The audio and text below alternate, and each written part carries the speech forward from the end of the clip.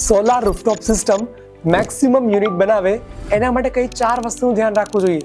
ચલો જોઈએ. સૌથી પહેલી વસ્તુ, સોલાર રૂફટોપ સિસ્ટમનું નિયમિત રીતે ક્લીનિંગ કરવું જોઈએ. એવરી વીક, એવરી 15 ડેઝ, એટલે કે દર અઠવાડિયે 15 દિવસે આપણે પેનલ ક્લીનિંગ કરતા રહેવું જોઈએ. સેકન્ડ, સોલાર રૂફટોપ સિસ્ટમનું નિયમિત રૂપે મોનિટરિંગ કરવું જોઈએ. કેટલા યુનિટ જનરેટ થાય છે, વધુ થાય છે, ઓછા થાય છે, તે ચેક કરતા રહેવું જોઈએ. પોઈન્ટ નંબર 3, સોલાર રૂફટોપ સિસ્ટમમાં કંઈ પણ ખામી દેખાય આપણી સોલાર એક્સપર્ટ ટીમને જાણ કરવું જોઈએ. ફોર્થ, આપણી સિસ્ટમ જ્યાં લગાવેલી છે ત્યાં શેડો તો નથી પડતો ને, કોઈ પડછાયો તો નથી પડતો ને, તેનું અવશ્ય ધ્યાન રાખવું જોઈએ. અને આ 4 પોઈન્ટને તમે ફોલો કરશો તો તમારી solar rooftop system maximum unit generate કરશે. યસ, અને આ 4 પોઈન્ટમાં ક્યાંય પણ ખામી દેખાય, કોઈ પણ ક્વેરી હોય તો તમે અમારી ANK ટીમનો સંપર્ક કરી શકો છો અને અમને કમેન્ટ બોક્સમાં જણાવો કે તમે સોલાર પેનલનું ક્લિનિંગ કેટલા દિવસે કરો છો.